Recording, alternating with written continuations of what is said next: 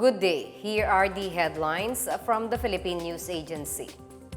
President Ferdinand R. Marcos Jr. assured assistance to the families of the two Filipino seafarers who died in the recent attack by Houthi rebels at the Gulf of Aden. The details from Bench Bondo. President Ferdinand R. Marcos Jr. extended his sympathies to the families of the two Filipino crew members of bulk carrier MV True Confidence and assured that all efforts are being exerted to bring their remains home. The president also said the 13 surviving Filipino seafarers are safe in Djibouti and are receiving help from government agencies led by the Philippine Embassy in Cairo. He also called for an end to the conflict in the Middle East, adding that the Philippine government is committed to the safety and welfare of Filipino seafarers and workers in the region. The Barbados-flagged MV True Confidence was hit by a missile launched by Houthi rebels while crossing the Gulf of Aden on March 6. Aside from the two Filipino fatalities, 3 others were injured, while a Vietnamese crew member was also killed. The 10 Filipino crew members and one of the 3 who were injured are set to arrive in the country on Tuesday, March 12. Meanwhile, 9 Filipino seafarers on board the seized oil tanker St. Nicolas has returned home to the Philippines. The 9 were among the 18 Filipino crew members of the ship seized by Iran in the Gulf of Oman on January 11. 1 Filipino was released by Iranian authorities in February, while 8 others are still in the ship to do maintenance. Iran seized the Marshall Islands flagged St. Nicolas on January 11, supposedly in retaliation for the confiscation of its cargo oil by the United States last year. For Pna Headlines, I am Bench Bondo. President Ferdinand R. Marcos Jr. and the Philippine delegation departs today for Germany and the Czech Republic for a working visit. Marcos will be in Germany from March 12 to 13, followed by a trip to Czech Republic from March 14 to 15. Malacanang said the president's trip were upon the invitations of German Chancellor Olaf Scholz and Czech President Peter Pavel. According to Philippine Ambassador to Germany, Irene Susan Natividad, the president will address the business community in Germany and inform them of the government's reforms to attract foreign investments. He will also witness the signing of a joint declaration of intent to enhance cooperation in the maritime sector and of a cooperation program on technical and vocational education and training. Meanwhile, in the Czech Republic, the president will witness the signing of a joint communique establishing a labor consultations mechanism to enhance cooperation between the two countries. They are also expected to address the Czech Republic's need to hire more skilled and professional Filipino workers.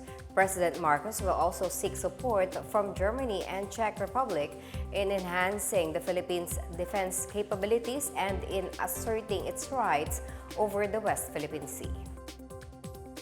President Ferdinand R. Marcos Jr. expressed solidarity with Muslims all over the country and the whole world as the holy month of Ramadan starts on Tuesday. In his message, President Marcos said Ramadan reminds Filipinos of the country's rich cultural and religious diversity. He also expressed hope that the holy month will strengthen kinship, foster forgiveness for past grievances, and allow a spirit of harmony. He wished for the Muslim community a solemn and meaningful Ramadan and called on them to help build a future where love and understanding prevails and where the light of hope shines brightly for all. The start of Ramadan is based on the result of the moon sighting of the Bangsamoro Darul Ifta. During Ramadan, Muslims observe fasting and abstinence and pray as a means of spiritual discipline and deepening their faith to Allah. House Speaker Martin Romualdez commended the armed forces of the Philippines for their excellent performance, noting their 86% satisfaction rating in the latest Octa Research Survey. Latest Tugon ng Masa survey conducted from December 10 to 14, 2023 reveals that 86% of adult Filipinos are satisfied with the AFP and its accomplishments. The survey also indicated that 23% of respondents are very satisfied, while 63% said they are somewhat satisfied with the AFP. Romualdez said the survey result came at a time when the country is facing internal and external threats, as he reiterated the steadfast support of the House of Representatives for the AFP. Meanwhile, the AFP thanked the Filipino people for their continuous trust and confidence in the armed forces, as posted on their official Facebook page. The Philippine Center for Post-Harvest Development and Mechanization has successfully delivered almost 29,000 units of various agricultural equipment since the Rice Competitiveness Enhancement Fund or RCEF mechanization program started in 2019. PhilMech reported to have directly assisted 6,385 farmer cooperatives and 368 local government units, benefiting nearly 1 million members. PhilMech plans to complete the distribution of farm machines valued at least 30 billion pesos through the RCEF mechanization program.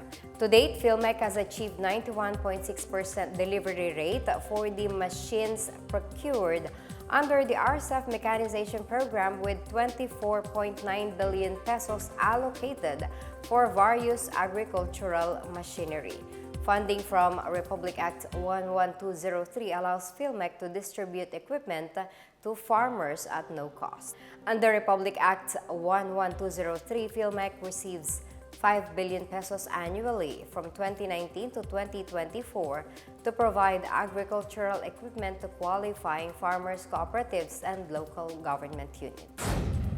And that's the latest and the biggest stories on the PNA headlines. For more news updates, please visit our website, pna.gov.ph, or our Facebook and X account, the Philippine News Agency. The PNA Headlines is also streamed via the Servicio Facebook page.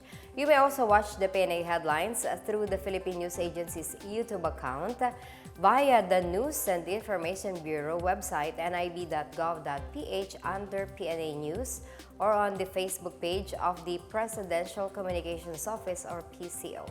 I am Marita Muahe, and this is the PNA Headlines, bringing stories that unite the nation.